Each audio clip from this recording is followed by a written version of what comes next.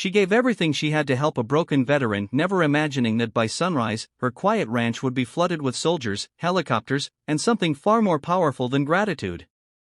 What started as a humble act of kindness would ignite a chain of events revealing secrets buried deep in the past and bring healing, honor, and a reward greater than gold. Welcome to Storytelling and Beyond, where real emotions meet unforgettable moments. If this story touches your heart, don't forget to like, share, and subscribe for more powerful journeys that stay with you long after the screen fades. Clara Whitmore lived alone on the edge of the high plains, where the wind spoke more often than people did. Her ranch was a patchwork of sunburned fields and creaking fences, a place built with her late husband's hands and kept alive by sheer grit. The neighbors had moved on, the cattle industry had dried up, and still, Clara stayed, because this land was the last piece of a life she once loved. That morning, the sky was already pale with heat by the time she stepped outside. Her bones ached more than usual, but the chickens wouldn't feed themselves. She grabbed a tin bucket and headed to the coop, boots crunching over dry gravel. As she walked, a flicker of movement on the horizon caught her eye. At first, she thought it was a coyote or maybe a stray dog. But as the shape grew closer, she realized it was a man. Limping. Dust-covered. Wearing a faded military jacket with patches too worn to read. He looked like he'd walked out of a different decade or maybe out of a war. Clara hesitated, her grip tightening on the feed bucket. Strangers didn't wander out this far unless they were lost or desperate. The man stopped just beyond her gate, barely able to hold himself upright. "Ma'am," he called hoarsely. "I don't mean to bother you. Just looking for water." Clara looked into his eyes and saw something that made her stomach twist, not fear, but weariness.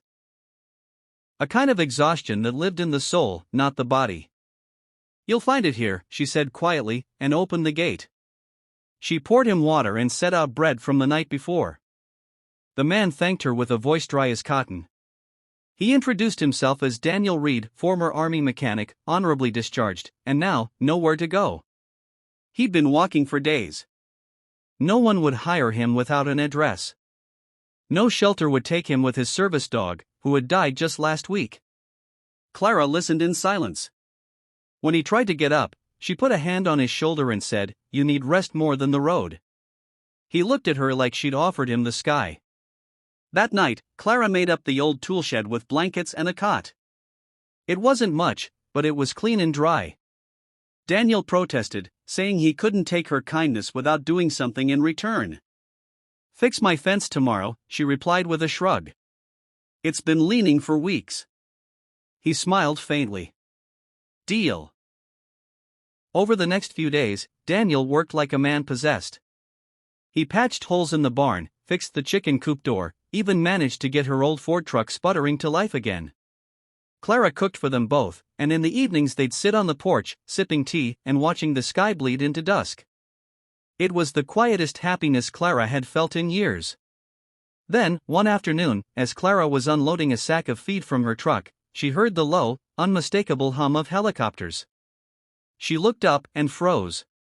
2 military helicopters swooped low over her ranch, followed by a caravan of black SUVs roaring up the dirt road. Dust billowed around her as uniformed soldiers began pouring out. Armed, organized, and yet, calm. Before she could speak, one of them approached and snapped a sharp salute. "Ma'am," he said. "We're here for Sergeant Daniel Reed." Clara's heart leapt to her throat. "Why? What's going on?" Another soldier stepped forward, handing her a sealed envelope. She opened it with trembling fingers, and inside, she found a letter. Official. Stamped with a presidential seal. The words stunned her. "Your act of compassion reached the desk of those who still believe in honoring those who served. You saved a man who once saved many. We're here to return the favor." Clara looked up as Daniel stepped out of the barn, stunned. His eyes welled with tears as soldiers formed ranks before him. One knelt, presenting a folded flag. Another handed Clara a deed to 50 acres of lush land recently purchased in her name. Daniel turned to her and said, "You gave me hope when no one else would. They wanted to give me a medal, but I told them the real hero lives here." And in that moment, Clara finally realized what she gave was never lost. It had only been waiting to come back multiplied. The sun hadn't fully risen when Laura heard the low rumble of engines in the distance. She stood on the porch of her old farmhouse, sipping lukewarm coffee, her heart heavy but calm. She hadn't expected anything in return for what she'd done. Giving her last savings to the broken, struggling veteran had felt like the right thing, a simple act of human kindness. But nothing could have prepared her for what was coming down the dusty road that morning. A convoy of military trucks slowly emerged from the tree line, rolling toward her ranch like a scene from a movie. Dust clouded the air as several uniformed soldiers stepped out. Laura set her coffee cup down, blinking in disbelief, unsure if she was dreaming or witnessing something surreal. Before she could call out, one of the men approached. He looked young, sharp-eyed, and respectful, but with an intensity that made her straighten her back. "Ma'am," he said, removing his cap. "I'm Sergeant Ellis.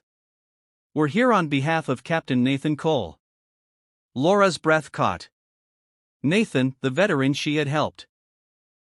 He'd introduced himself only briefly, never mentioning he was once a captain. Just a tired, desperate man with a limp and hollow eyes. I don't understand," she stammered. "Is he okay?" "He's more than okay," Sergeant Ellis said with a faint smile. "You gave him hope when no one else would. You believed in him when he'd stopped believing in himself. What you did saved a soldier's life, ma'am. And now, he wants to repay you in his own way." Laura stood frozen as more soldiers emerged, not with weapons, but with tools, fencing wire, irrigation gear, sacks of feed, and crates of fresh supplies. One of them drove a flatbed truck carrying new lumber and metal roofing. Another opened the back of a vehicle loaded with sacks of grain, medicine, and veterinary supplies for her livestock. It was a small army mobilized not for war, but for gratitude. Tears stung her eyes as she looked around. Her ranch, once barely surviving, was about to come alive again. They didn't ask questions. They didn't expect instructions. They just got to work. Some reinforced the broken barn doors. Others fixed the creaking windmill and cleared debris from the drought-stricken field. 2 soldiers gently helped her with the horses, brushing and feeding them as if they'd known the animals their whole lives. Laura wandered among them, overwhelmed.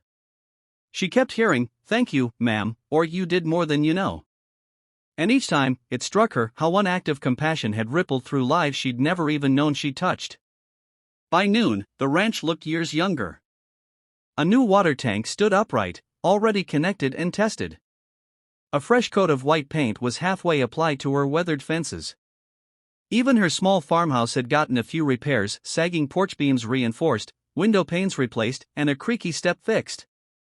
At one point, Laura sat down on a hay bale, breathless not from exhaustion, but from disbelief. How had this happened? All she'd done was hand a broken man an envelope, offer him food, and say, "You matter." Sergeant Ellis finally returned with a sealed letter. He handed it to her with a warm smile and a small salute. She unfolded it slowly.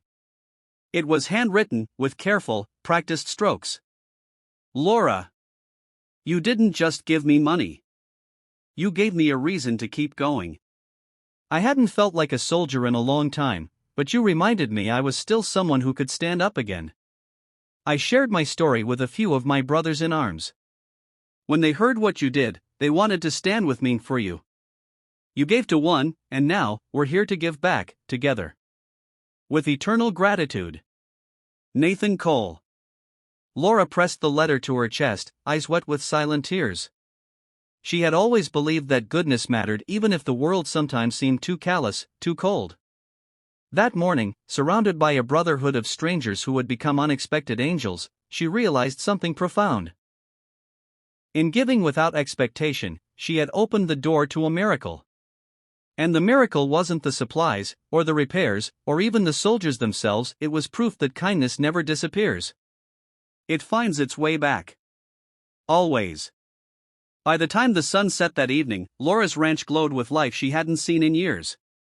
The once parched fields shimmered with the promise of water again, and the sounds of drills, hammers, and laughter echoed into the open sky.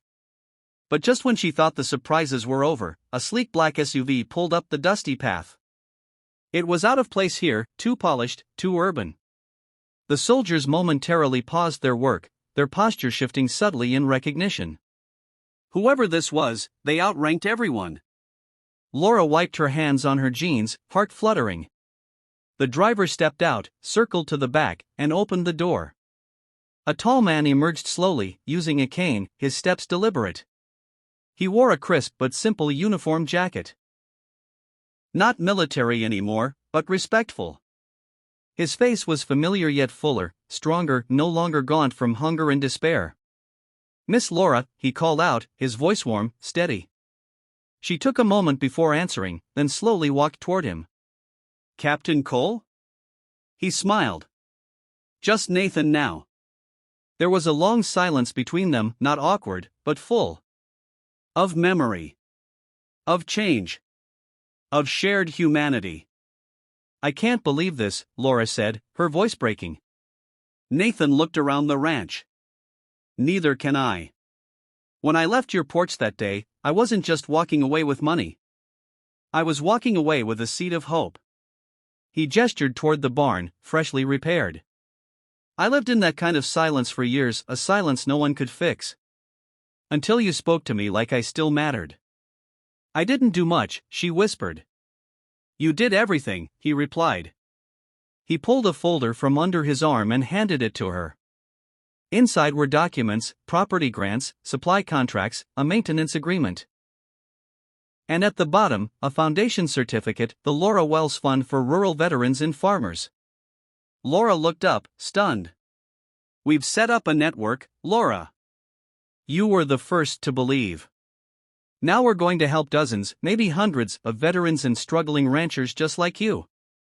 This land will be the pilot site. They'll come here to heal, to learn, to rebuild." Her knees nearly gave out. "Nathan, this is..." He gently placed a hand on her shoulder. "You saved a soldier. Now you're going to help save many more." Just then, one of the younger soldiers jogged over with 2 kids by his side, brother and sister, no older than 10. Their parents, he explained, were local ranchers who'd been forced to sell during the drought. Now, through the new fund, they were back as caretakers of an adjacent plot of land. The little girl clutched a bouquet of wildflowers and offered them shyly to Laura. "My daddy said you're the angel of this place." Laura's eyes filled again as she knelt and hugged her. "Sweetheart, I'm just someone who once had nothing and got a little love when I needed it most." As the stars crept into the sky, a campfire was lit near the fence line. Soldiers, local farmers, and a few returning veterans gathered to share stories, laughter, and grilled cornbread wrapped in foil. Laura sat beside Nathan, the warmth of the fire dancing in their eyes. He looked at her with quiet reverence. "You know, I came back to say thank you. But looking at all this, I think we're just getting started." Laura stared at the dancing flames, the sounds of life echoing around her once forgotten land. For the first time in years, she wasn't just surviving, she was part of something bigger, something good. And as the fire crackled and the stars glittered, one thing became clear. Sometimes, one act of kindness doesn't just change a life. It creates a legacy. The sun was barely up the next morning when Laura awoke to a low rumble in the distance.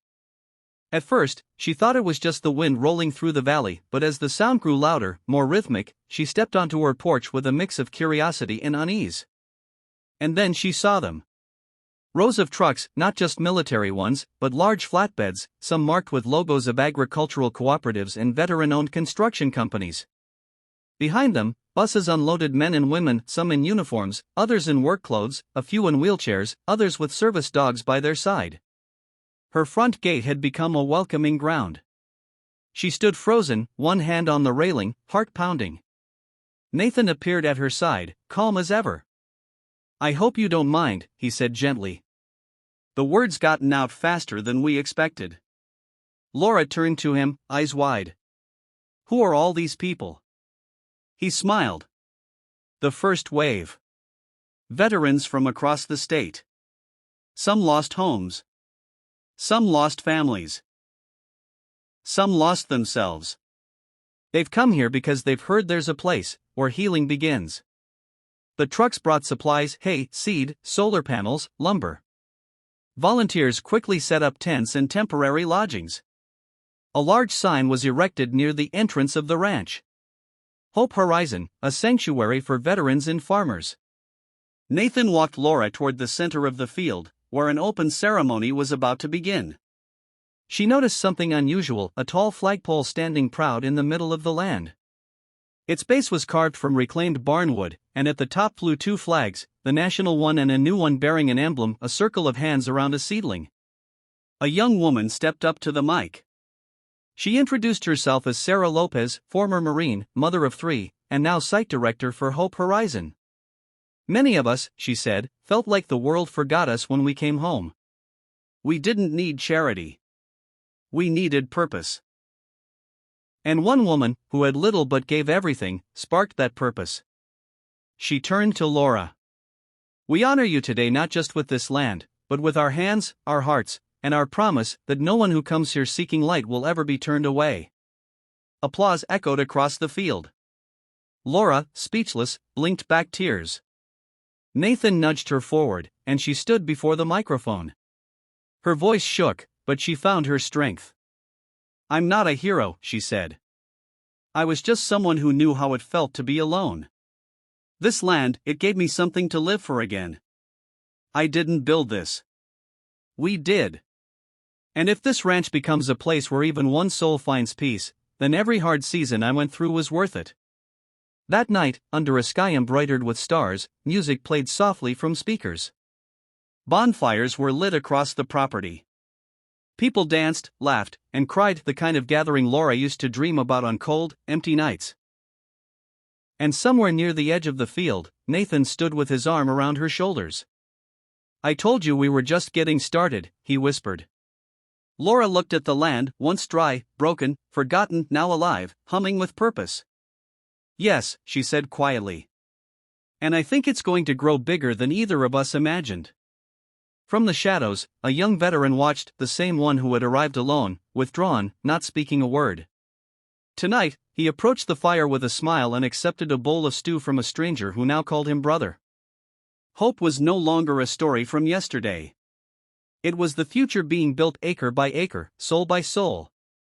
Thank you for being part of this journey. If stories like this touched your heart, please support us by subscribing to Storytelling and Beyond. More life-changing tales are waiting to be told.